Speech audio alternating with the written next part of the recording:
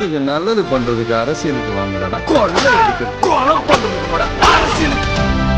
அவங்களுக்கு ஜென்சி தான் என்னன்னு புரியல. அவங்க முதல்ல திமுகவுக்கு ஜென்சி அரசியலுக்கு மாறணும்னு அவங்க ட்ரை பண்றாங்க. எப்படி நாராசா, இந்த ஏவாவேலு இவங்க எல்லாம் வந்து ரீல்ஸ் போட போறாங்களா, ஜூலிலாம் வச்சு ரீல்ஸ் போட போறாங்களான்னு தெரியல. இவங்க வந்து ஜென்சி அரசியலுக்கு மாற போறாங்க, நாங்கள் நாளைக்கு ஜென்சி தான், நாங்கள் ஃபைட் பண்ண போறோம் பிரதர் அப்படின்ற மாதிரி இவங்க இறங்கியிருக்காங்க. 2016 இருந்து 26 வரைக்கும் 3 பேருக்கு மட்டும்தான் அவர்களை பார்ப்பதற்கும் கேட்கறதுக்கும் ஏதோ ஒரு வழியில இழுத்து கூட்டு வந்த கூட்டம் 3 பேருக்கு தான். ஒன்னு அண்ணாமலை, ஒன்னு சீமான், இன்னொன்னு விஜய். திமுக பண்ணது வந்து ஒரு பணியார்த்தனத்தின் உச்சம். என்னன்னா அந்த கட்சி பேர் சொல்ல மாட்டோம், அந்த ஒரு நடிகர் கட்சி. நடிகர் கட்சி ஸ்டாலின் அப்படிதான் கேட்பாரான், நடிகர் கட்சி இல்ல. அவராவது முதலமைச்சர் அவர் அனுபவத்துக்கு கேட்கிறாருன்னு விட்டுருங்க. 2ஆம் கட்ட தலைவரே அந்த ஆட்டிடியூட் தான் காட்டுறது. அந்த நடிகர் கட்சி அவரெல்லாம் ஒரு கட்சி நடத்துறாராமே, அந்த கட்சி. அப்புறம் வந்து ஒரு பேர்ல ஒரு கட்சி நடத்துறாங்க, என்ன பேருப்பா, அது நக்கல் பண்றது. இன்னைக்கு என்ன பண்ணுவீங்க, இதுல என்ன காமெடினா விஜய் அரசியலை நோக்கி பேசுறாங்கல்ல, அவங்களையும் சிறுமைப்படுத்த வச்சுட்டாங்க கட்சிகள். வெளி உலகம் தெரியாமையே ஒரு மாய உலகத்துல வச்சுருக்காங்க. அவர் இப்ப தெரிஞ்ச பிறகு அவர் ஐயோ அம்மான்னு கத்தி நீங்க வந்து புதுசா ஒருத்தர் வந்த கட்சியில தோத்து போயிட்டோமே அப்படின்னு நீங்க வந்து இது பண்றாங்க. அப்ப ரியாலிட்டியை நம்ம போல அந்த ஆட்கள் சொன்னாலுமே அதை ஏத்துக்கிற மனநிலை இப்போ வரைக்கும் இல்லை.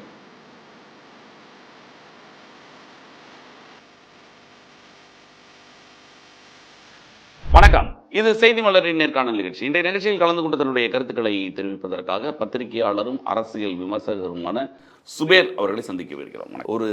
ஒருவருடைய வெற்றி ஒரு மாபெரும் 2 இயக்கங்களை வந்து சிதைச்சின மாதிரி இருக்கு. இன்னைக்கு ஒரு கட்சியோட கூட்டணி முழுசா போச்சு, இன்னொரு கட்சியே போச்சு. இது இது ஒரு மாபெரும் வெற்றிலாம் கிடையாது. 108ங்கிறது ஒரு மெஜாரிட்டிக்கே சிக்கலானதாக இருந்தது. ஆனாலும் ஒரு 2 கூட்டணிகளையும் ஒரு கட்சியையும் பிளக்கிற மாதிரி ஆகிப்போச்சு. நீங்கள் எப்படி பார்க்குறீங்க அதை? இல்லை, விஜய் வெற்றி யாருமே கணிக்கல.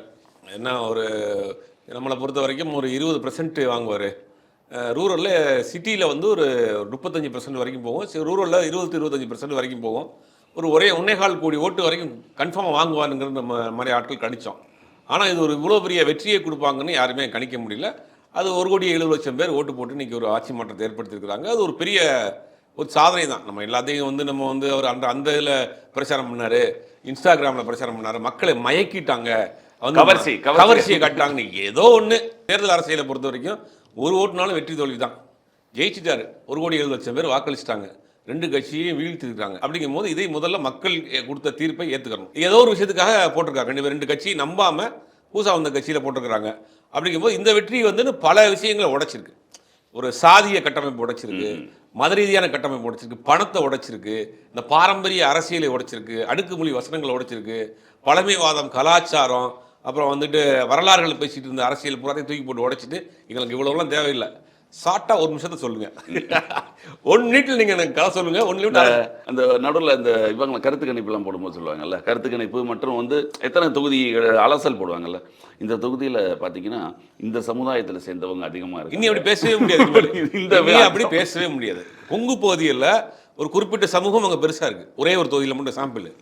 அதில் என்ன ஆகுதுன்னா, அதில் அந்த பகுதியில் ஒரு 10 வீடு சேர்ந்த ஒரு சமூகம், அவர் ஒருத்தர் ஜெயிச்சிருக்கிறார். இத்தனைக்கு அதே சமூகத்தை சேர்ந்தவர் முதலமைச்சர் கண்டிப்பா நிற்கிறாரு. அவரை புறந்தள்ளிட்டு அங்க இருக்கக்கூடிய ஒரு சிறிய சமூகத்தை சேர்ந்த ஒருத்தரை சட்டமன்ற உறுப்பினர் பல டிஎம்கே காரங்க வீட்டிலேயே போட்டிருக்காங்க. ஒருத்தர் வெறும் 35,000 ரூபாய் செலவழிச்சிருக்காரு. கேண்டிடேட்டினுடைய மொத்த எலெக்ஷன் செலவு 35,000 ரூபாய். நமக்கு தெரிஞ்ச நண்பர் தான் அவர். ஒரு தொகுதியில் நிற்கிறார். அவர் எவ்வளவு ஓட்டு வாங்கி தோத்து போயிட்டாரு, 50,000 ஓட்டு வாங்கியிருக்காரு. அவருடைய மொத்த செலவு ஒரு கடையில் வேலை செய்கிறார். அவர் 50,000 ஓட்டு வாங்கியிருக்காரு. 35,000 ரூபாய் தெரிஞ்சவங்கள்ட்ட வாங்கி போய் வேலை செஞ்சிருக்காரு. அவர் ரிட்டர்ன் ஃபைல் பண்ணுறப்ப 35,000 ரூபா தான் பண்ணியிருக்காரு. அதிகபட்சமாக யாராவது நண்பர்கள் செலவு பண்ணியிருப்பாங்க. இதுதான் ஒரு பெரிய ஒரு வெற்றி. பாதி கேண்டிடேட் செலவு பண்ணவே இல்லையே, செலவு பண்ணல. பாதி பேர் பிரச்சாரத்துக்கு போகல. அதில் தான் சொன்னேன், பிரச்சாரத்துக்கு கேண்டிடேட்டும் போல, கட்சி தலைவரும் போல. ஆனா மக்கள் தானா போய் இல்லை, இதுதான் தப்பு. இந்த இடத்துல தான் அண்டர் எஸ்டிமேட் பண்ணுவாங்க. பிரச்சாரம் பண்ணல. நம்ம என்ன நினச்சிட்டு இருந்தோம் எல்லாருமே, பிரச்சாரம்னா வீட்டுக்கு போகணும், கும்பிடணும், நோட்டீஸ் கொடுக்கணும், ரோட்டை மறைச்சி மீட்டிங் போடணும், ஒரு 10 பேச்சாளரை கூப்பிட்டு வரணும், இது பேசணும், ஒரு பிரம்மாண்டத்தை காட்டணும், வாடகை காலை கூட்டத்தை காட்டணும், டிவியில் லைவ் போடணும், இதுதான் பிரம்மாண்டம், இதுதான் தேர்தல் அரசியல் நினச்சிதான். அப்படி கிடையாது. அதை தாண்டி உள்ளுக்குள்ள ஒரு அரசியல் இருக்கு. எல்லா வீட்டுக்குள்ளேயும் போயிட்டார். இவங்க எல்லாம் வெளியில நின்று கூட்டத்தை காமிச்சிருந்தாங்க. இவர் வீட்டுக்குள்ள போய் எல்லாருடைய மொபைலும், தமிழ்நாட்டில் இன்னைக்கு 8 கோடி பேர் இருக்காங்கன்னா 4 கோடி பேர் ஆண்ட்ராய்டு ஃபோன் யூஸ் பண்றாங்க. அது கேட்டகரி வைஸ் சோசியல் மீடியா பயன்படுத்துறாங்க. வயசானவங்க யூடியூப்ல பக்தி சம்பந்தமான விஷயங்கள் பார்க்குறாங்க, இன்னும் கொஞ்சம் பேர் வந்து அரசியல் பார்க்குறாங்க. இப்போ இந்த விஜய் அரசியலுக்கு வந்ததுக்கு பிறகு என்னதான் நடக்குதுன்னு எல்லாருமே அரசியல் பார்க்க ஆரம்பிச்சாங்க. எல்லாரும் அரசியல் பார்க்க ஒரு நிறைய சேனல்ஸ் இந்த சினிமா இன்டர்வியூலாம் எடுத்துட்டு இருந்தா பாதி பேர் எடுக்கிறது இல்ல. அது இன்னும் எல்லாமே இதுல எல்லாருமே அரசியல் பார்க்க வந்துட்டாங்க. சோஷியல் மீடியாக்குள்ள வந்ததுக்கு பிறகு கரெக்டாக விஜய் அங்கே போய் அரசியல் பண்ணுறாரு. அந்த அரசியல் அவருக்கு ஒர்க் அவுட் ஆயிடுச்சு. அப்புறம் கரெக்டாக அந்த குழந்தைகளை வச்சு வீட்டுக்கு ஒருத்தரை வந்து கேம்பெயினுக்கு ஆரம்பிச்சிட்டாங்க.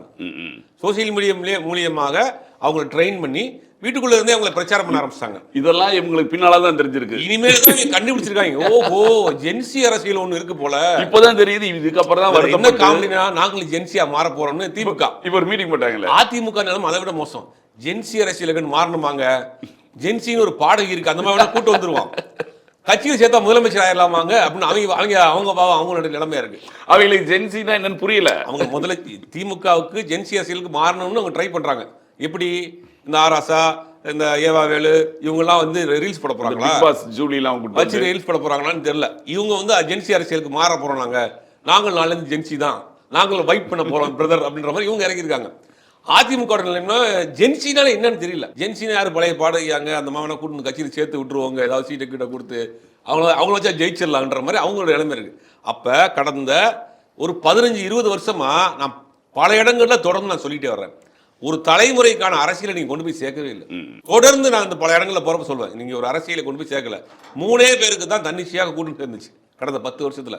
2016 இருந்து 26 வரைக்கும் 3 பேருக்கு மட்டும்தான் அவர்களை பார்ப்பதற்கும் கேட்கறதுக்கும் ஏதோ ஒரு வழியில ஈர்த்து கூட்டம் வந்த கூட்டம் வந்து 3 பேருக்கு தான். ஒன்னு அண்ணாமலை, ஒன்னு சீமான், ஒன்னு விஜய். இவங்களெல்லாம் கொஞ்சம் கம்மியா இருந்தது, விஜய் கொஞ்சம் அதிகமா இருந்துச்சு. இல்ல இது வந்து வாக்கா மாறிடுச்சு. அவங்களுக்கு வாக்கா மாறல, இவங்களுக்கு வாக்கா மாறிச்சு. இல்ல வாக்கா அண்ணாமலைக்கு மாறிச்சாங்க. ஆமா, அந்த 24ல வந்து 10%க்கு மேல அவங்க பாஜக தனிச்சு போகும் யாரு கண்டா. அந்த யங்ஸ்டர்ஸ் கூட்டம் இருந்து இல்லையா, அது ஃபுல்லாவே அண்ணாமலை பக்கம் வந்துருச்சு. ஆனா அண்ணாமலை அங்க டம்மி பண்ண பிறகு விஜய் வந்ததுக்கு பிறகு அந்த கூட்டம் சோர்வா இருந்த கூட்டம் அங்க போயிடுச்சு. அப்படியும் அண்ணாமலையின் ஆதரவாளராக பல பேர் இன்னைக்கு வந்து விஜய் கட்சிக்கு போயிட்டாங்க. ஏடிஎம்கேல இருந்த பாதி ஓட்டு தாவேக்காக்கு போயிருக்கு, திமுக இருந்து போயிருக்கு, விசிகாவில இருந்து போயிருக்கு, அண்ணாமலை ஆதரவாளராக இருந்த பாஜக இருந்தவங்க போயிருக்காங்க. பல பேர் எல்லாரையும் பிரிச்சிருக்காங்க. அப்ப ஒரு ஒரு லேக் இருந்தது. அதாவது ஒரு ஆளும் கட்சிக்கு மேல் உள்ள குற்றச்சாட்டுகளை வலுவா பேசுறதுக்கு யார்கிட்டையுமே அங்க ஒரு தளம் இல்லாம இருந்துச்சு. அது விஜய் வந்து பேசினாரு. அதை இவங்க ரொம்ப உதாசீனப்படுத்துறது வேற இல்ல. திமுக பண்ணது வந்து ஒரு பணியார்த்தனத்தின் உச்சம். என்னன்னா அந்த கட்சி பேரை சொல்ல மாட்டோம், அந்த ஒரு நடிகர் கட்சி நடிகர் கட்சி. ஸ்டாலின் அப்படிதான் கேட்பாராம், நடிகர் கட்சி இல்ல. அவராவது முதலமைச்சர் அவர் அனுபவத்துக்கு கேட்கறாருன்னு விட்டுருங்க. 2ஆம் கட்ட தலைவரே அந்த ஆட்டிடியூட் தான் காட்டுறது. அந்த நடிகர் கட்சி அவரெல்லாம் ஒரு கட்சி நடத்துறாராமே, அந்த கட்சி. அப்புறம் வந்து ஒரு பேர்ல ஒரு கட்சி நடத்துறாங்களா, அது என்ன பேருப்பா, அது பிரஸ் மீட்ல நக்கல் பண்றது. இன்னைக்கு என்ன பண்ணுவீங்க, இதுல என்ன காமெடினா விஜய் அரசியலை நோக்கி பேசுறாங்கல்ல, அவங்களையும் சிறுமைப்படுத்த வச்சுட்டாங்க கட்சியில. விஜய் அரசியல் வந்து பேசுறவங்க, விஜய் அரசியலுக்கு கவுண்டர் கொடுக்குற ஆட்களை என்ன பண்ணாங்கன்னா அவங்களையும் வந்து அங்க வந்து என்ன, இந்த பசங்கள்லாம் விஜய் அரசியல் பேசுற பசங்கப்பா, இவங்க நம்ம கவுண்டர் கொடுக்கூடாது, இவங்க மேடையில் ஏற்றக்கூடாது. இப்படி அங்க ஒரு தீண்டாமை இருந்துச்சு திமுகவில். நேரடியா நானே பாதிக்கப்பட்டேன்னு சொல்றேன். அதான் சொல்றேன், நானே பாதிக்கப்பட்டேன்னு சொல்றேன். அவனை கூப்பிடாதீங்க. யாரு திமுக ஆதரவாக நம்ம பேச போறோம்னு தெரியும் ஓரளவுக்கு. திமுக இருக்க ஆட்கள் என்ன பண்ணானுங்க, அவன் கூப்பிடாங்க, அவன் விஜய் அரசியல் பேசுற பையன். நம்புவீங்களா யாராவது? இதெல்லாம் நடந்துச்சு. உங்களுக்கு ஒரு பேரே வச்சிருந்தாங்க திமுக, வச்சிருந்தாங்க, சொம்புன்னு வச்சிருந்தாங்க. ஆனா திமுகக்குள்ள நம்ம ஒதுக்கி வச்சிருந்தாங்க. கூப்பிடாதீங்க. எத்தனை நிகழ்ச்சி இருக்கு அவர் வந்தா நான் வர மாட்டேன்னு சொல்லிருக்காங்க தெரியுமா உங்களுக்கு? தொலைக்காட்சி விவாதங்களுக்கு அவர் கூப்பிடாதீங்க. ஏன் நீங்க விஜய் சம்பந்தம் மட்டும் தான் அவங்க பேசுவாங்க. அவங்களாம் சின்ன பசங்க, அரசியல் தெரியாதுங்க. விஜய் பத்தி பேசுற இடத்துல நம்ம உட்காரக்கூடாதுங்க. இன்னைக்கு என்ன பண்ணுவேன், 5 வருஷம் நீ சொல்லித்தான். ஆமா, 5 வருஷம் எதிர்த்து அரசியல் படித்தான். ஒரு ஞாபகம் இருக்கா உங்களுக்கு, ஒரு 4 மாசம் 5 மாசத்துக்கு ஒரு பிரஸ் மீட்ல அவர் உடல் மொழி எப்படி இருந்துச்சு, யாரு ஆராசா நேத்து உட்காந்து நீ பேசுறீங்க சொல்ல வேண்டிய கட்டாயம் வந்துருச்சுல. நான் என்ன கேட்கிறேன், அவங்க கட்சியில ஆர்எஸ் பறையை தவிர யாரே கிடையாதா, ஆளே கிடையாதா? எத்தனை பேர் இருக்காங்க? விஜய்க்கு பதில் சொல்றதா அது எப்படி சொல்றாங்க? விஜய் பேசி 2 நாள் கழிச்சு முடிஞ்ச பிறகு தூங்கி எந்திரிச்சு சாயங்காலம் போல டிஃபன் சாப்பிட்டு வந்து அப்படியே சேர்ல உட்காந்துக்கிட்டு அதை அப்படியே அடுக்கு மொழி பழைய வரலாறுகள் பேசுறது, புள்ளி விவரம் பேசுறது யாருக்கு வேணும்? இன்னைக்கு உங்க மேல ஒரு குற்றச்சாட்டு வைக்கிறாருன்னா அதே ஸ்பீடோட சொல்றது உங்க கட்சியில் இளைஞர்களே கிடையாதா? யங்ஸ்டர்ஸ் யாருமே இல்லையா? இதுக்கு உதயநிதியை பற்றி கொடுத்துருக்கலாமே. உதயநிதி நல்லா பேசுறாரு, கொடுத்துருக்கலாமே. ஏன்னா உதயநிதியே அங்க வர முடியாது. என்ன சட்டமன்றத்தில் பேசுறாங்க உதயநிதி, எதிர்கட்சி தலைவரா உதயநிதி ரொம்ப ஆணித்தரமா பேசுறாரு. உதயநிதி சட்டமன்றத்தில் முதலமைச்சர் ஸ்டாலினை உட்கார வச்சுக்கிட்டு, விஜய் உட்கார வச்சுக்கிட்டு பேசுறாரு. பேசி முடிச்சுட்டு வந்தோடனே அன்றைக்கி அந்த செய்தி பூரா சோஷியல் மீடியாவிலாம் உதயநிதி பேசின விஷயங்கள் பரபரப்பாக போயிட்டே இருக்கு. அன்றைக்கி முழுவதும் அதான் அன்றைக்கி ஹாட் நியூஸு. என்ன பண்ணுறாரு முன்னாள் முதலமைச்சர் திமுகவினுடைய தலைவர், ஐயோ உதயநிதி பேர் போது இப்போ நான் எதுக்கு இருக்கேன், நான் ஒரு அறிக்கை கொடு சாயங்காலம் பையன் பேர் வந்து வந்துடக்கூடாது, நானும் இருக்கிறேன்னு சாயங்காலம் இவரு ஒரு அறிக்கை கொடுக்குறாரு. அது ரெண்டு குலாப்ஸ் ஆகி உதயநிதி பேசின பேச்சு சாயங்காலம் ஆஃப் ஆயிடுச்சு. அப்படியே ராத்திரி விஜய் அதுக்கு பதில் சொல்லிட்டாரு. பதில் சொல்லணும்னா விஜயோட பேச்சு வந்துருச்சு. அப்ப ஒரு நரேஷனை கூட உங்களால செட் பண்ண முடியலையா? ஒரு யங்ஸ்டர் ஒரு உதயநிதி வர உதய் விஜய்ங்கிற சட்டமன்றம் வந்து ஒரு ஜாலியா போகுது, ஒரு ஆரோக்கியமா போகுது. இவரை பிடிச்சவங்க அவரை கொண்டாடுறாங்க, அவரை பிடிச்சவங்களை கொண்டாடுறாங்க. உதயநிதியுடைய ஸ்பீச் உண்மையிலேயே வந்து ஓரளவுக்கு மெச்சூர்டா தான் இருக்கு. ஆனா நீங்க அவரே விட மாட்டேங்கிறீங்களா? சரி, இதே இது அதிகார போட்டிங்கிறது அந்த இடத்துல உள்ளுக்குள்ளே கட்சியில் இருந்து நீங்க அடிமட்டம் வரைக்கும் இருக்கு. ஒரு சாதாரணமான ஒரு உள்ளே அங்க யாரும் உடைச்சு போயிட முடியாது. அப்ப நீங்க எப்படி கட்சி வளரும்? காந்தியோட வேலூர்ல காந்தியோட பையனுக்கு சீட்டை கொடுத்து காந்திக்கு பிரச்சனை என்னங்க? ஆமா, வீட்டுல படுத்துக்கிட்டாரு, நான் பிரச்சாரத்துக்கு வர மாட்டேன்னு. டி நகர்ல ஒரு தொகுதி சொந்த அண்ணன் சீட் கொடுத்தாரு, தம்பி கட்சி விட்டு சிட்டிங் எம்எல்ஏ விலகி போயிட்டாரு, அன்பழகன் தம்பி. இந்த மாதிரி உள்ளுக்குள்ள பிரச்சனை. இன்னொரு தொகுதியில 77 வயசு ஒரு கேண்டிடேட் 3 முறை எம்எல்ஏவா இருக்கிறாராம். ஏன் அந்த ஊர்ல இளைஞர்களே இல்லையா? அந்த ஊர்ல இருக்க மாவட்ட பொறுப்பாளர்கள் மொத்தமா காலி பண்ணி போயிட்டான். தேர்தலுக்கு முன்னால அவர் டேட் அறிவிக்கிறதுக்கு 10 நாளைக்கு முன்னால எந்திரிக்க முடியல துரைமுருகன். கரெக்டா லாஸ்ட் 5 நாள் வந்து அறிவாலயத்தில் வந்து அப்படியே காலை பிடிச்சி நம்ம என்ன கேட்குறோன்னா, நீங்க வந்து உளவுத்துறை கையில் வச்சிருக்கீங்க, 3 ஸ்ட்ராட்டஜிஸ்ட் வச்சிருக்கீங்க, எல்லா கட்டமைப்பும் வச்சிருக்கீங்க. புதுசாக கட்சி ஆரம்பிச்ச ஒரு கட்சி எங்கெங்க நமக்கு செல்வாக்கு இருக்குன்னு கரெக்டாக அந்த இடத்துல நின்று பிளேஸ் பண்ணி ஜெயிச்சிட்டாங்களே. உங்களுக்கு இவ்வளோ கட்டமைப்பு இருந்து ஒரு முதலமைச்சரை தோக்க வச்சிருக்கீங்களா? என்ன காரணம்? இது நம்மளே ஆச்சரியமானது. கூசாம மெட்ராஸ் வந்து இவ்வளவு பேர் நிற்கிறாங்க, எப்படி ஜெயிக்க முடியும்? அப்போ அந்த அளவுக்கு ஒரு ஸ்டடி பண்ணியிருக்காங்க. அந்த அளவுக்கு ஸ்டடி பண்ணி இங்கெல்லாம் நமக்கு வந்து செல்வாக்கு இருக்கு, இங்கெல்லாம் வேட்பாளர் போடுங்க அப்படின்னு போட்டு கரெக்டாக வந்து நிப்பாட்டி எடுத்து ஜெயிச்சிட்டாங்க. உங்கள்கிட்ட எல்லாமே இருந்துச்சு, பவர் இருந்துச்சுங்க. உளவுத்துறை கையில் இருக்கு, ஸ்ட்ராட்டஜிஸ்ட் கையில் இருக்கிறாங்க. என்ன பண்ணீங்க? அப்போ என்ன நடந்திருக்கு அப்படின்னா, ஒரு முன்னாள் எம்எல்ஏ திமுக கூட்டணியில் இருந்தவர், அவர் தேர்தலுக்கு சில நாட்களுக்கு முன்னால் பேசுகிறார். ஒரு முக்கியமான விஷயத்த ஒரு இடத்த சந்திக்கிறோம், அவரை பேசுகிறோம். அவர் சொல்கிறார், இப்போ இருக்கக்கூடிய அப்போ முதலமைச்சராக ஸ்டாலின் இருக்கார், நான் சட்டமன்றத்தில் சில விஷயங்கள் அவர்கிட்ட பேசுவேன், ஓகே தனியாக பேசுவோம்னு சொல்லுவார். நேர போகிறப்ப அவரை நெருக்கவே முடியாது, இப்படி ஒரு சூழ்நிலை அங்கே இருக்காரு அப்படின்னு அவர் சொன்னார். எனக்குலாம் ஆச்சரியமாக இருந்துச்சு. ஒருவேளை இருந்தாலும் கூட்டணி வெளியே வந்தாருங்க, அதனால சொல்கிறாரு. இப்போ அவர் சொன்னதெல்லாம் பார்க்குறப்ப ஒரு விஷயமா நடந்திருக்கு. ஆமாம், இன்னொருத்தர் கூட இதே மாதிரி ஒருத்தர் அந்த ரூம்ல நம்ம பேசிக்கிட்டு இருப்போம், நம்ம கிட்ட ரொம்ப பெருசா இதுவா இருக்காது. சேகர்பாபு இருந்தா அந்த இடத்துல அப்படியே நிலமா மாறும்ன்றாரு. ஆமா, சேகர்பாபு இருந்தா அந்த உள்வட்டத்துக்குள்ள அந்த மாதிரி அதாவது ஒரு கட்சியினுடைய சீனியர் அமைச்சர்களே முதலமைச்சர் அவ்வளவு ஈஸியா அணுக முடியாத இடத்துல இருந்தாருன்றாங்க. அப்போ ஒரு வேலியை போட்டு அவர் உள்ள வச்சு இதெல்லாம் எப்ப தெரியும்? எதுவுமே தெரியாம வச்சிருந்துருக்காங்க. அதான் இதெல்லாம் எப்ப தெரியுதுன்னா இப்ப தோல்விக்கு அப்புறம் தான். இல்ல, தோல்விக்கு முன்னாடி தெரியும். யார் சொல்லுவா? யார் போய் அங்க அதை ரீச் பண்ணுவா? அப்போ ஒரு வெளி உலகம் தெரியாமையே ஒரு மாய உலகத்துல வச்சிருந்துருக்காங்க அவரை. இப்போ தெரிஞ்ச பிறகு அவர் ஐயோ அம்மானு கத்தி இன்னைக்கு வந்து புதுசாக ஒருத்தர் வந்து கட்சியில் தோற்று போயிட்டோமே அப்படின்னு இன்னைக்கு வந்து இது பண்ணுறாங்க. அப்போ ரியாலிட்டியை நம்ம போல ஆட்கள் சொன்னாலுமே அதை ஏற்றுக்கிற மனநிலை இப்போ வரைக்கும் இல்லை. இப்போ வரைக்கும் அவங்க என்ன பண்ணுறாங்கன்னா, திருப்பி ஒரு ப்ரெஸ் மீட் கொடுக்கலாமா, ஆர்எஸ் பாரதி கூப்பிட்டு அவர் இப்படி சாஞ்சிக்கிட்டு அதெல்லாம் கிடையாது, யாரா வந்து அதெல்லாம் புதுசாக ஒரு கட்சி வந்து தோத்த எங்களுக்கு என்ன இப்படின்னு பேசிட்டு போகிறது. ஏன் உங்கள் கட்சியில் செய்தி தொடர்பாளர் அணின்னு கிடையாதா? ஸ்போக்ஸ் பர்சனே கிடையாதா? இளைஞர் அணி இல்லையா? வேறு பேசக்கூடிய ஆளே இல்லையா? பத்திரிகையாளர் சந்திக்கிறதுக்கு யாரும் இல்லையா? விஜய்ங்கிற ஒரு சினிமா பிம்பத்திலேருந்து ஒருத்தர் வந்து நிற்கிறாரு, இன்னைக்கு முதலமைச்சர் ஆகிட்டார். அவர் பேசினா வந்து காட்டுத்தீ மாதிரி பரவுது. அதற்கு கவுண்டர் கொடுக்கறதுக்கு குறைந்தபட்சம் உதயநிதி வச்சு நீங்கள் கொடுக்கணுமா இல்லையா? இன்னமும் அதை வந்து ஏற்றுக்கிறாம மனநிலையில தான் 2 நாள் கழிச்சு மெதுவாக இருந்துச்சு வந்து அறிவாலயத்தில் ப்ரெஸ் மீட்டை வச்சு 4 பேரை வச்சு கொடுக்குறாங்க. அப்போ இந்த தோல்விங்கிறது எல்லா கட்சிக்குமான ஒரு பாடம். இதுல திமுகவோட நிலைமை எப்படின்னா, அதிமுகவோட நிலைமை இன்னும் படுமோசம் இல்லையா? திமுகவோட நிலைமையை விட அதிமுகவோட நிலைமை அவரையே ஒத்துக்கல போல இருக்கு. நம்ம தோத்துட்டோம்ன்றதே அவரால் இது. அதிமுக வந்து 2016 அந்த அம்மா ஜெயலலிதாவுக்கு பிறகு தொடர்ந்து தோல்வி தான் சந்திச்சு. ஆனால் எல்லாரும் எதிர்பார்த்த தோல்வி தான். நம்மளை போன்றவர்கள் 3வது இடத்துக்கு அதிமுக போகும், தேர்தலுக்கு பிறகு படு தோல்வி சந்திக்க போது பிளவுகள் இருக்குங்கிற சொன்னோம். ஏன்னா அங்கே வந்து அது ஜெயலலிதா அவர்களுக்கு பிறகு ஒரு வலிமையான ஒரு கரிஸ்மாட்டிக்கான தலைமையே இல்லை. அப்படிங்கும் போது இது உங்களுக்குள்ள ஒரு பெரிய சிக்கல் என்னன்னா, இவங்களுக்கு சமூக ரீதியான ஒரு முத்திரை இருக்குது, எல்லாருக்குமே ஒரு சாதி அடையாளம் இருக்குது. இவங்க ஒன்றும் சேர முடியாது. இப்போ கலைஞர் இருந்தாருன்னா கலைஞருடைய சமூகம் யாருன்னு யாருக்கும் தெரியாது. எம்ஜிஆர் இருந்தாங்கன்னா எம்ஜிஆருடைய சமூகம் தெரியாது. ஜெயலலிதா இருந்தாங்கன்னா அவங்களுக்கு யாருக்கும் தெரியாது. அவங்களாம் ஒரு காமன் லீடர் இருந்தாங்க, எங்கே வேணாலும் போய் நிற்பாங்க.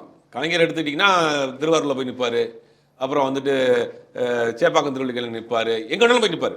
ஆமா குளித்தலையில் நிற்பாரு. எம்ஜிஆர் எடுத்தீங்கன்னா பரங்கிமல்ல போய் நிற்பாரு, ஆண்டிப்பட்டியில் நிற்பாரு, அருப்புக்கோட்டையில் நிற்பாரு. இதெல்லாம் அவங்களுக்கு வந்து ஜெயலலிதாவும் அப்படிதானே. ஆண்டிப்பட்டியில் நிற்பாங்க, போடி நாயக்கன் நிற்பாங்க, ஸ்ரீரங்கத்தில் நிற்பாங்க, ஆர்கே நகர் நிற்பாங்க. இவங்கெல்லாம் வந்து எந்த அடையாளமும் கிடையாது. அவங்க தமிழ்நாடு எல்லாரும் முழுவதுமாக ஏற்றுக்கொண்ட ஒரு தலைவராக இருந்தாங்க. ஆனால் இப்போ அதிமுக இருக்கக்கூடிய எல்லாருக்குமே ஒரு சமூக முகம் இருக்கு. இப்போ எடப்பாடி தொகுதியிலேயே தாவேக்கா வேட்பாளர் டேரக்டா போயிருந்தா எடப்பாடியும் காலி. அது ஒரு பெரிய வரலாற்று ரீதியான பிரச்சனை. நல்ல வேளை தூக்கி நாய் போல இருக்கு. 2 கட்சி தலைவரையும் காலி பண்ணிருப்பாங்க. அதான் நல்ல வேளை தூக்கி நாய் போல இருக்கு. கரெக்டா தூக்கி வச்சு அதை காலி பண்ணி விட்டு இன்னைக்கு அதனால தான் தாவேக்கா அது வரைக்கும் டச் பண்ணாமல் இருந்தனால தான் கடைசி மீட்டிங்ல விஜய் வந்து பேசினது. நீங்க வந்து அதை பண்ணீங்கன்னா அவரை தூக்கிட்டு போயிட்டாங்க. அவர் செங்கோட்டையனோட ஆள் போல அவர், அதனால அவருக்கு கூப்பிட்டு போயிட்டாங்க போல. இப்போ ஒருவேளை அங்கேயும் டைரக்டா தாவேக்கா வேட்பாளரே அங்கே போட்டிருந்தாங்கன்னா ஒரே தேர்தலில் ஒரே கலர் 2 மாங்க மாதிரி திமுக அதிமுக காலி பண்ணிப்பாங்க. ஸ்டாலின் காலி, எடப்பாடியும் காலியா இருக்கும். அந்த மாதிரி ஒரு நடந்திருக்குன்னா இப்போ என்னன்னா இது இந்த தோல்விக்கான காரணம் என்னன்னா ஒரு 18 இருந்து 40 வயதுக்குள்ள இருக்கக்கூடிய இளைஞர்களுக்கு இவர்கள் அரசியல் பிடிக்கல. சாதியை வச்சு மதத்தை வச்சு பழைய வரலாறுகளை பேசிக்கிட்டு புள்ளி விவரம் பேசிக்கிட்டு நாங்கள் 44.47 கோடி திமுக 4 பேர் வச்சிருக்காங்க. அவங்க வந்து நாங்கள் வந்து இளைஞர்களை வந்து அரசியல் மயப்படுத்துகிறோம். என்ன அரசியல் மயப்படுத்துவேன்? அவன் காலேஜை கட்டி வந்திருக்கான், அவனை உட்கார வச்சுக்கிறது, ஒரு போர்டை வச்சுக்கிறது, தோளில் ஒரு டேக்கை போட்டுக்கிறது. திராவிட இயக்க வரலாறுகளை பார்க்கிற பொழுது அந்த சுத்தத்தை கேட்டாலே கடுப்பாயிடுறாங்க. இவங்க என்னன்னா சொல்ற நீ அப்படின்றான். அப்ப அவன் எங்க இருக்கிறான்? அவன் இன்னைக்கு இன்ஸ்டாகிராம்ல இருக்கிறான். இன்ஸ்டாகிராம்குள்ள போய் அரசியல் பண்ணு. இந்த வார்த்தையெல்லாம் உங்களுக்கு பிடிக்காம போச்சு, இவங்க யூஸ் பண்ற வார்த்தை. அதாங்க நீங்க இதை இந்த அறிவார்ந்த தமிழ் சமூக மக்களுக்காக அப்படின்னு சொல்லும் போதே போப்பாடுறான். அப்போ அதாவது அவன் என்னன்னா அந்த 18 40 வயசுக்குள்ள இருக்கிறவனுக்கு விஜய் என்ன பேசிட்டாரு? பெரிய வரலாறும் திராவிட வரலாறு, தமிழ்நாட்டு வரலாறு, மொழி, இனம்லாம் பேசிட்டாரா? ஒன்றும் கிடையாது. நம்ம வர்றோம், நம்ம வைப் பண்றோம், போட்டாங்க ஓட்ட. இத போலிங் அதிகமா இருக்கும் போதே கொஞ்சம் உணர்ந்துருக்கணும். அதுக்கு ஒரு காரணம் சொன்னாங்க, எஸ்ஐஆர்னால நிறைய விஷயங்கள் வந்து இப்போ வரைக்கும் ஒத்துக்க மாட்டாங்க. எலக்ட்ரானிக் ஓட்டிங் மிஷின்ன்றாங்க, ஏமாத்திட்டான்றாங்க, உங்களை மயக்கிட்டாங்கன்றாங்க. டேய் ஓட்டு போட்டு ஜெயிச்சு முதலமைச்சர் ஆயிட்டாரு, இனியாவது புரிஞ்சுக்குங்க எப்படி அரசியல் பண்ணிருக்காங்க. வேற எல்லாரும் இப்படி போறப்ப இன்னொரு ரூட்ல போய் ஒரு வாரம் கழிச்சு தான் அவங்களுக்கு புரிஞ்சிருக்கு சமூக ஊடகங்கள் மூலமாக அவர்கள் வெற்றி பெற்றிருக்கார்கள். இன்னைக்கு அதிமுக அமைச்சர் எல்லாம் பேசுறத பார்த்தா காமெடியா இருக்கு. அதாவது சோசியல் மீடியா மூலியமா உள்ள போய் மயக்கிட்டாங்களாம், மைண்ட் ஹேக் பண்ணிட்டான்றாங்க. எப்படா நம்ம ஒவ்வொரு வீட்டுக்குள்ள நுழைஞ்சிட்டாங்க. ஆமா வீட்டுல நீ நுழைய வேண்டியதானே. உங்க கையில ஆட்சி இருந்துச்சுல, உளவுத்துறை இருந்துச்சுல, உனக்கு 1க்கு 3 ஸ்ட்ராட்டஜிஸ் வச்சிருந்தீல, பணத்தை கோடி கோடியா செலவு பண்ணி என்ன இவங்க என்ன செலவு பண்ணாங்கன்னா ஒரு கூட்டம் போட்டா போதுயா, ஒரு பேன்ல கூட்டம் வந்து நிப்பாட்டி டோக்கன் கொடுத்து ஆளை கொண்டு வந்து வச்சு ஒரு அப்படியே ஜிம்மி ஜீப்ல கிரௌட காமிச்சு மக்கள் ஓட்டு போட்டு நினைச்சிட்டாங்க. யோ அரசியல் அது இல்லையா? பூரா 12 மணி கடை திறந்தோன்னு ரெடியா இருக்கான், போறவன் பூரா 1000 வாங்கி ரெடியா இருக்காங்க. 1000 வாங்கணும் டக்குன்னு போயிடுறாங்க. இவங்க என்ன நினைச்சிட்டாங்கன்னா இதுதான் அரசியல். ஒரு தெருவை மறைச்சு மேடையை போட்டு விட்டோம், ஒரு தெருவை மறைச்சு மேடையை போட்டு விட்டோம்னா ஜெயிச்சிருவோம்ப்பா. ஒரு 50 பேர் கூட்டு போய் கொடுத்த காமிச்சு ஓட்டு போட்டுருவோம். யார் அவன் போய் ஓட்டு போடுவான்? அவன்கிட்ட காசை வாங்கிட்டு காசையும் வாங்கி. இந்த இன்னும் ஒரு கணக்கு சொன்னாங்கல்ல சார், 1,31,00,000 பெண்களுக்கு போய் 5000 சேர்ந்துருச்சு. அப்போ ஒரு வீட்டுக்கு 2 ஓட்டு, அப்போ 2,60,00,000 ஓட்டு. அதுல ஒரு டிராபேக் என்னன்னா மொத்தம் 2.5 கோடி ஓட்டு, 2.5 கோடி ரேஷன் கார்டு இருக்கு தமிழ்நாட்டில். 2.5 கோடி ரேஷன் கார்டில் 1,30,00,000 பேருக்கு போட்டிருக்காங்க. இந்த 1,30,00,000 போட்டாங்கல்ல, மிச்சம் இருக்கக்கூடிய 1,30,00,000 பேருக்கு 1,40,00,000 பேர் தகுதி இல்லாதவர்கள். இப்போ என்னன்னா ஒரு காம்பவுண்டுக்குள்ள ஒரு வீட்டுக்கு 5,000 போயிருக்கு, ஒரு வீட்டுக்கு 5,000 போல. இது அப்படியே ஆப்போசிட்டா மாறிடுச்சு. இந்த 5,000 போட்டுறது தோல்விக்கான ஒரு காரணங்கள் அது ஒண்ணு. என்னன்னா 1 கோடி பேர் ஓட்டு போடலங்க, அவன் எதிராக ஓட்டு போட்டான். உனக்கு நான் போடவே மாட்டேன், எடுத்து வீட்டுக்கான 5,000 கொடுத்துருக்கு, எனக்கு கொடுக்க மாட்டேங்கிறேன் அப்படின்னு மாற்றி போட்டாங்க. இதுவே வந்து தப்பான அதெல்லாம் வந்து இவங்க வந்து சரியா ஒரு நினைச்சாங்க. 2வது ப்ரொமோஷனுங்கிற பேர்ல சமூக வலைதளங்கள்ல எப்போ பார்த்தாலும் அந்த அந்த ஒரு பாட்டை அந்த ஸ்பீச்சையும் போட்டு அது ஒரு இரிட்டேட்டிங் மாதிரி ஓவர் டோஸ் ஆயிடுச்சு. அதாவது பிரச்சாரம் பண்ணக்கூடிய வழிமுறையில் அவனுக்கு தெரியாமல் போச்சு. மீண்டும் மீண்டும் வந்து கூட்டத்தை போடுறது, வீட்டுக்கு போகிறது அப்படின்னு அதை தாண்டி சோசியல் மீடியாங்கிறது ஒரு 4 கோடி பேர் இன்னைக்கு தமிழ்நாட்டில் எல்லா கேட்டகரிலையும் பயன்படுத்துகிறாங்க. அதுக்குள்ளே போய் மைல்டா அவங்களுக்கு அதை புரிஞ்சுக்கிட்டாங்க. அவங்க சோசியல் மீடியா விளம்பரம் பண்ணாங்க. என்ன பண்ணாங்கன்னா விளம்பரம் பண்ணாங்க, விளம்பரமாவே பண்ணிட்டாங்க. எங்களுக்கு ஓட்டு போடு ரெடியாகி மேக்கப்லாம் போட்டு பாட்டே போட்டாங்க வச்சுங்களா. 2 பேரும் மாத்தி மாத்தி போன தடவை ஜெயிச்சாங்களா பாட்டு போட்டு, ஸ்டாலின் தான் வராரு விடியல் தர அப்படி இவர் அங்க ஐயா எடப்பாடி இவங்களும் பாட்டு போட்டாங்க. எடப்பாடி உட்காந்து அது பாத்தீங்களா, உட்காந்து ஒரு 10 பிள்ளைங்க இந்த பக்கம். அதுல என்ன காமெடினா எம்ஜிஆர் ஜெயலலிதா போட்டோ இருக்காது, அதையும் போற பக்கம் தூக்கிட்டானுங்க. இது என்னன்னா நேரடியாக சோசியல் மீடியாவில் விளம்பரம் பண்ணுறது. இவங்க என்ன பண்ணுறாங்கன்னா உள்ளுக்குள்ளே போய் கண்டென்ட்டாக அவங்க உள்ளே பூந்துட்டானுங்க. உள்ளே பூந்து காரைக்குடியில் வந்து விஜய் பேசலை, அதுக்கு அடுத்த மீட்டிங் வந்து திருநெல்வேலியில் சொல்லும்போது காரைக்குடி மக்கள் நான் பேசலைன்னு வருத்தம் தெரிவிக்கிறாரு. எதுக்குடா இங்கே வருத்தம் தெரிவிக்கிறாங்கன்னா காரைக்குடிலையும் பார்க்குறான் டிவியில் எல்லா இடத்துலையும். அதை நம்ம கிண்டல் பண்ணோம். ஐயோ அந்த ஊரில் பேசுறது இங்கே வந்து ஏன் பேசுறேன்னு அது ப்ளஸ் ஆயிடுச்சு. ஆமாம், இல்லைன்னா அங்கே பேசுறது இங்கே எல்லா இடத்துலையும் பார்க்குறானுங்க. அதாவது விஜய் வந்து இவங்க பண்ண இன்னொரு பெரிய மிஸ்டேக் என்னன்னா, விஜய் வந்து நம்ம பேசினா பெரிய ஆளாயிருவான், விஜய் அரசியல் பேசக்கூடாது, விஜயை தொட்டா வந்து நம்ம பெரிய ஆளாயிரம். என்ன பண்ணுறது, ஒரு மேடையில் ஏறி பேசிட்டாப்புல. மேடையில் ஏறி பேசிட்டு திமுக ஆட்சியில் உங்கள் கட்சியோடைய நிர்வாகி 8 வயசு பொண்ணை கற்பழிக்கிறான், தமிழ்நாட்டில் சட்ட ஒழுங்கு கெட்டு போச்சு, இதா சார் சிஎம் சார் அப்படின்னு பேசிட்டு இறங்குவாப்புல. இறங்கினோடனே 4 கோடி பேர் பார்க்குறான். தீயா பரவுது அந்த செய்தி. அதுக்கு என்னென்னா நம்மள மாதிரி ஆட்கள் எங்கே அங்கே போகிறப்ப டிபேட் போகிறப்ப அதெல்லாம் கலெக்ட் பண்ணி கொண்டு போய் நம்ம போய் பேச வச்சுங்க. திமுக பேச ஒருத்தர் வந்திருப்பார். அதெல்லாம் வந்துங்க அதில் நம்ம எப்பயோ பார்த்துருக்கோம். இது மாதிரிலாம் வந்து விஜயகாந்த் வராத கூட்டமா சிரஞ்சி இப்படியே பேசி அதுக்கு பதில் சொல்கிறதே கிடையாது. அதுக்கு பதில் சொல்லாமல் நம்ம சொல்கிறோம், ஐயோ இது காட்டு தீ மாதிரி பரவி போயிட்டு இருக்கு, 4 கோடி பேர் பார்த்துக்கிட்டே இருக்கிறான், ஒவ்வொருத்தரும் கட் பண்ணி போடுறான். லைவ் ஓடுறப்பே கிட்டத்தட்ட ஒரு 1000கணக்கான பேர் பார்த்துட்டு இருக்கான். மீட்டிங் லைவில் வீட்டில எல்லாம் பார்க்குறான். நீங்கள் ஆட்டோவில் வந்து சோஷியல் மீடியா ஆட்டோவில் ஃபோனில் ஃபுல்லாக பார்க்குறான். திருச்சி போய்கிட்டு இருக்குங்க ட்ரெயினில். அன்னைக்கு விஜய் பேசுறதுக்கு விக்ரம் ஏதோ ஒரு ஊருக்கு போகிறப்போ போயிட்டு இருக்கேன். எனக்கு ஃபோன் பண்ணிகிட்டே இருக்கிறாங்க பேசுறதுக்கு. ஆனால் இங்கே அங்கே போகிற வரைக்கும் அந்த ட்ரெயின் கம்பார்ட்மெண்ட் முழுவதும் இதுதான் கேட்டாங்க. இந்த கொய்யாப்பழம் வைக்கிறவன் டீ வைக்கிறவன் கூட கேட்டுகிட்டே தான் வர்றான். அவள் பார்க்குறப்ப சரி இதுக்கு நீ கவுண்டர் என்ன கொடுத்துக்கணும், ஓகே வருது அவர் பண்ணுறாரு, இது கவுண்டர் என்ன கொடுத்துருக்கணும், நீ இதுக்கு ஈக்குவலாக கவுண்டர் கொடுக்கணும்ல. அரசியல் இல்லை கூட்டம் இல்லைங்க, அந்த அந்த வைக்கக்கூடிய குற்றச்சாட்டுக்கே பதில் சொல்றது இல்லை. அது புரியலை இவங்களுக்கு, முதல்ல புரியலை, அதை வந்து அவங்க ஏற்றுக்கல. இது வந்து பெரிய விஷயம் இப்போ வரைக்கும் ஏற்றுக்கல. இப்போ இன்னைக்கு முதலமைச்சர் ஆகிட்டார் விஜய், பேசுகிறாரு. விஜய் பேசுறதுல நிறைய கருத்து வேறுபாடு இருக்குன்னு வச்சுங்களேன். இன்றைக்கும் போய்கிட்டு தோற்று போன ஒரு கட்சியை போயிட்டு அதான் காரணம்னு சொல்கிறது வந்து இது வந்து ஏற்றுக்கிற முடியாத ஒரு விஷயம். இன்றைக்கி போன ஆட்சியில் நடந்தது தான் எல்லாத்துக்கும் காரணம், திமுக தான் காரணம்ன்றாரு. ஏமலை பழையத்துக்கு போகிறீங்கன்னா நீங்கள் தானே சிஎம். இப்போ திருச்சியில் பேசுகிறாரு, சட்ட ஒழுங்கு கெட்டு போச்சு ஏமலை பழையத்துக்கு போடுறீங்க, நீ தான் ஏன் சிஎம் அப்படின்னு அந்த சொல்ல வேண்டியதாக இருக்குது. இதுக்கு இவங்க பதில் சொல்லுவாங்கன்னு பார்த்தா 2 நாள் கழிச்சு யாரை வச்சு பேசலாம், இருக்கிறதுக்காக அரசு பாரதி அரசு பாரதியும் கருத்துக்களை தட்டி விடுவார்.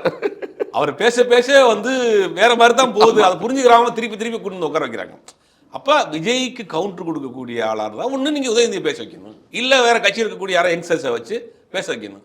அவங்களையுமே எப்படி ட்ரெயின் பண்ணி வச்சிருக்காங்கன்னு வச்சுக்கோங்க. அங்கே பேசக்கூடிய பேச்சாளர் ட்ரைனிங் எப்படி பண்ணி வச்சிருக்காங்கன்னா, அவங்களும் 1970களில் ராபின்சன் பூங்காவிலே அவன் எந்திரிச்சு போயிடுவானுங்க.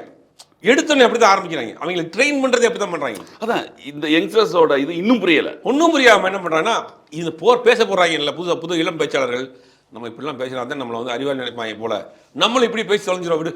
1970 ராபின்சன் பூங்காவிலே அண்ணா கட்சி ஆரம்பித்த போது என்ன செய்தார் அப்படின்றாங்க. இது இப்போ நீட்டி முளைக்கி பேசுறதுக்கு 1/2 மணி நேரம் ஆகி போதும், எந்திரிச்சு போயிடறான். அங்க விஜய் 20 நிமிஷம் தான் பேசுறாரு. விஜய் 20 நிமிஷம் பேசுறாரு, யாரும் பேசுறது கிடையாது. அவர் பிளாஸ்ட் பண்றாரு, வந்து பாட்டு பண்றாரு, பாட்டு பாடுறாரு, அதோட முடிச்சுட்டு போயிடறாப்புல.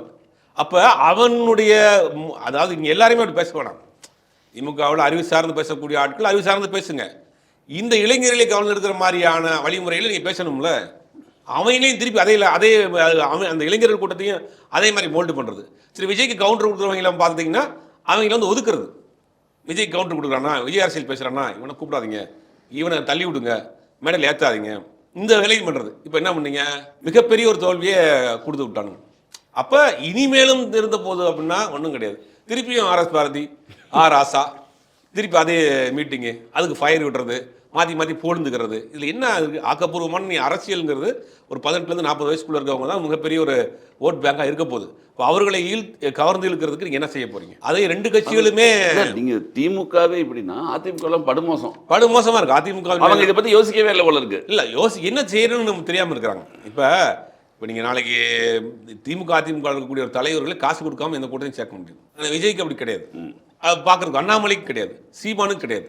சீமான் போய் நின்னார்னா ஏதோ குறைவான கூட்டம் கூட அவரை பார்க்கறதுக்கு பேசுறதுக்கு வருது, அண்ணாமலையை பார்க்கறதுக்கு பேசுறதுக்கு வரும். விஜய்க்கு ஒரு பெரும் கூட்டம் வருது. ஆனால் மற்ற கட்சியில் யாரும் வர்றாங்களா? அப்படி காசை கொடுத்தா கூட்டு வரீங்க. இது யாரை ஏமாத்துறதுக்கான வேலை இது? ஆமாக்கா, நான் இவர் கரூருக்கு அப்புறம் இன்னொரு நடத்துறாங்க, போட்டியாக நடத்துறாங்கல்ல இளைஞர் 1.5 லட்சம் பேர் சேர்ந்துட்டாங்க. நிர்வாகிகளுடைய மண்டல மாநாடு, அதில் நிர்வாகிகள் உள்ள கூட்டம் தான் அது. அதில் வந்து இது கிடையாது. இல்லை அதுக்கப்புறம் நம்ம இளைஞர்கள் மாநாடு நடத்தும் போதெல்லாம் இவங்க அமௌண்ட் கொடுத்தாலும் கூட்டு வராங்க. எல்லா கட்சியிலுமே தான் பண்ணுறாங்க. கட்சி காசு கொடுக்காம சேர்ற கூட்டம் 3 கட்சிக்கு தான். அதுதான் வேற யாரும் கிடையாது. அண்ணாமலைக்கும் விஜய்க்கு என்ன அவங்களுக்கு 2 பேர் ஓட்டா மாறல, இவருக்கு ஓட்டா மாறிடுச்சு. ஓட்டா மாறாமல் போயிருந்தாலும் நம்மளும் வேற மாதிரி தான் பேசியிருப்பாங்க. இவ்வளோ கூட்டம் சேர்ந்து ஓட்டு போடல. இல்லை ஆனால் நம்ம முதல்ல நம்பலை. இன்னொன்று இது சரியாக வராதுன்னு நினச்சது. ஆனால் சரியானதுக்கப்புறம் ஒத்துக்கணும்ல.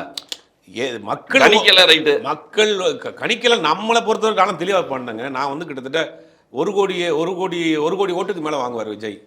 25% ரூரல், சிட்டியில் 35% வாங்குவார்னு அடிச்சு சொன்னேன். தேர்தல் வாக்குப்பதிவுக்கு முன்னாடி சொல்லிட்டேன். வாக்குப்பதிவுக்கு முன்னாடி அது நான் சீட்டா அவ்வளோ கன்வெர்ட் ஆகும், சீட்டா கன்வெர்ட் ஆகலங்கிறது நமக்கு குழப்பமா இருந்துச்சு. கன்ஃபார்ம் ஆகுமா, சீட்டா கன்வெர்ட் ஆகுமாங்கிறது குழப்பமா இருந்துச்சு. ஆனால் 1 கோடி ஓட்டு வாங்குவாருங்கிறது உறுதியாக நான் சொன்னேன். தேர்தலுக்கு முன்னாடி சொல்லிட்டேன். தேர்தலுக்கு பிறகு, வாக்குப்பதிவுக்கு பிறகு சென்னையில் பல இடங்களில் ஜெயிக்க போகிறாங்க, அது குறிப்பாக எக்மோரில் ஜெயிக்க போகிறாருங்கிறதெல்லாம் உறுதியாகவே சொன்னோம். அப்போ கூட அவங்க ஏற்றுக்கல. இதெல்லாம் சும்மா ஏதாவது இவனுக்கு என்ன தெரியும், இவர் பெரிய இதை அவர் அப்படின்ற மாதிரிலாம் பேசிட்டு போனாங்க. கீழே கமெண்ட்ல திட்டினான்னு வச்சுங்க. ஆனால் அதை தாண்டி நம்ம எதிர்பார்க்காத ஒரு மேஜிக் நடந்து போச்சு. 1,70,00,000 பேருங்கிறது ஒரு பெரிய விஷயம் தான். அதை நம்ம ஒத்துக்கணும்ல. நம்ம ஒரு கணிப்பு கணிச்சு நாங்கள் என்ன பண்ணோம்னா, எலெக்ஷனுக்கு பிறகு, வாக்குப்பதிவுக்கு பிறகு தமிழ்நாட்டில் இருக்கக்கூடிய எல்லா பூத்தில் இருக்கக்கூடிய பூத் ஏஜென்ட்டு நாங்கள் வந்து கிராஸ் செக் பண்ணோம். எவ்வளோ விழுந்திருக்கு ஓட்டு. இப்போ அவங்களுக்கு தெரியுமா ஓரளவுக்கு 100 ஓட்டுன்னு ஒரு கால்குலேட் பண்ணோம். ஒரு பூத்துக்கு 75,000 பூத் இருந்துச்சு. ஒரு பூத்துக்கு 100 ஓட்டு. அப்படிங்கும் போது 75 லட்சம் ஓட்டு. ஆனால் அதை தாண்டி ஒரு போஸ்டல் ஓட்டு, அந்த ஓட்டு, இந்த ஓட்டுலாம் சேர்த்து 1 கோடி ஓட்டுக்கு குறையாது அப்படின்னு நினச்சோம். ஆனால் அது என்ன நடந்துச்சுன்னா 1,70,00,000 மாறிடுச்சு. அங்கே என்னன்னா அப்படி ஏன் மாறிச்சுங்கிறதுக்கு காரணம் சொல்கிறேன். 24 தொகுதியில் வெறும் 2000 ஓட்டு. அது 24 தொகுதியில் 2000க்குள்ள 100, 200, 50, 1, 10, 500, 300ன்னு 24 தொகுதி. இப்போ அந்த 24 தொகுதி நீங்கள் லெஸ் பண்ணிட்டு பார்த்தீங்கன்னா, நம்ம எடுத்த அந்த 1 கோடிக்கு மேலேங்கிற 1.25 கோடி ஓட்டுங்கிறது சரியாக இருந்திருக்கும். அப்போ 24 தொகுதியை பொறுத்த வரைக்கும் 2000 ஓட்டுக்குள்ளே மாறி இருந்துச்சுன்னு வச்சுங்க. திமுக வந்து மைனாரிட்டி கவர்மெண்ட்டாக வந்திருக்கும். 24 அங்கே போயிருந்துச்சுன்னா இது 180, 108, 105ங்கிற மாதிரி அங்கே திமுக அங்கே போயிருக்கும். இவங்க ஒரு 70, 80 வந்து தாவேக்க எதிர்கட்சியாக வந்திருக்கும். ஆக வந்து தாவேக்க ஒரு வலுவான கட்சியாக உருவாகிட்டு இருக்குங்கிறத நம்ம பிளான் பண்ணி தான் சொன்னோம். ஆனால் அது இவ்வளோ பெரிய தனிப்பெரும்பான்மையான கட்சியாக வருங்கிறது இப்போ வந்த பிறகு தான் தெரியுது. கவுண்டிங் அன்னைக்கு விவாதத்துக்கு தாவேக்காவை சேர்ந்த யாருமே வரல. ஆமாம், அவங்களுக்கு நம்பிக்கை இல்லை. 11 மணிக்கு தானே நமக்கு தெரிஞ்சிச்சு. அதில் காலையிலாம் நான் வந்து ஒரு 8, 8:30க்கெல்லாம் மாலை முரசில் உட்காந்துருக்கேன். அப்போ தாவேக்கா சார்பில் யாருமே வரல. அவனு கேட்குறாங்க கூட வந்தவங்கள்ட்ட, எங்கள் தாவேக்காரன்னு இல்லை யாரையும் போகலான்னு இருக்காங்க போல. அவங்களுக்கே அது வந்து ஒரு பெருசாக நம்பிக்கையை கொடுக்கல. அவங்க தேர்தலுக்கு முன்னாடியும் பல இடத்துக்கு வரல. ஆனால் அதுக்கு பிறகு பார்த்தீங்கன்னா இப்போ வரைக்கும் வர்றதில்ல. ஆனால் அவங்க அப்படியே சைலண்டாக இருக்காங்க. இது ஒரு ரெண்டு கட்சிகள் மீது தமிழ்நாட்டு மக்கள் உள்ள வெறுப்பு தான். ஏன்னா அவங்க வந்து ஒரு குறிப்பிட்ட 18லேருந்து 40 வயதுக்குள்ள இருக்கக்கூடிய ஒரு இளைஞர்களுக்கு அவர்களுக்கான அரசியலை அவர்களுடைய தளத்தில் அவர்களுக்கு புரிகிற மாதிரி கொண்டு போய் சேர்க்க தவறியதன் விளைவு பூசா அவர் வந்தோடனே அந்த பக்கம் ஷிஃப்ட் ஆகிட்டாங்க. அவ்வளோதான். மிக்க நன்றி. தமிழ்நாடு போல அரசியல் சூழல் மற்றும் 2 திராவிட கட்சிகளோடு எந்த நிலைமைக்கு வந்தது, இதை பற்றி விவாதிக்க மிக்க நன்றி. நிகழ்ச்சியில் கலந்து கொண்டு தங்கள் மேலான கருத்துக்களை தெரிவித்தது.